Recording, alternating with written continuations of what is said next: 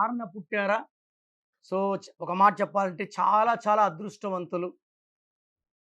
సర్వ సుఖాలు అనుభవించాలి. చాలా మందికి నెలకొక పండగ.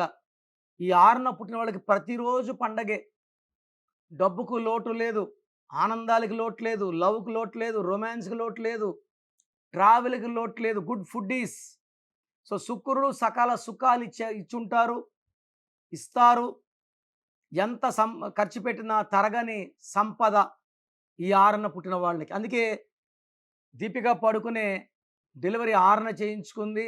ఆలియా భట్ కూడా 6నే చేయించుకుంది. ఎందుకంటే రణ్వీర్ కూడా 6నే పుట్టాడు.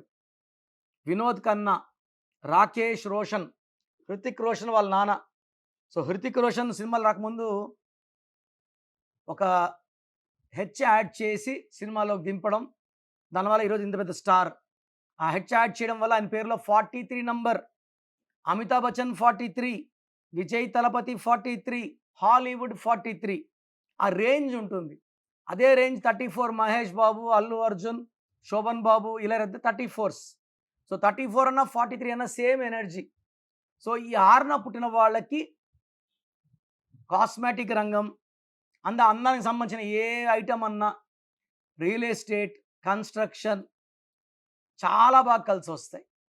సో, షేర్స్‌లో వీళ్ళు లక్షలు పెడితే అవి కోట్లయిపోతాయి. వీళ్ళెక్కువ blue colour and green colour ధరించాలి.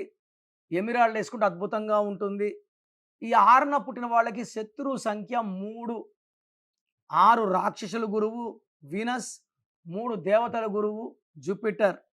సో, 6న పుట్టిన మీరు 3న పుట్టిన వాళ్ళని పెళ్లి చేసుకున్నా, 1లో పుట్టిన వాళ్ళని మ్యారేజ్ చేసుకున్నా, ఈ అదృష్టమంతా ఆవిరైపోయి కష్టాలొస్తాయి. వెహికల్ నంబర్ గానీ, మొబైల్ నంబర్ గానీ, 1లో గానీ, 3లో గానీ ఉంటే ఇది చాలా చాలా నెగెటివ్ వైబ్రేషన్స్ ఇస్తది. సో, వైబ్రేషన్స్ బాగుంటే పాజిటివ్, బాలేకపోతే నెగెటివ్.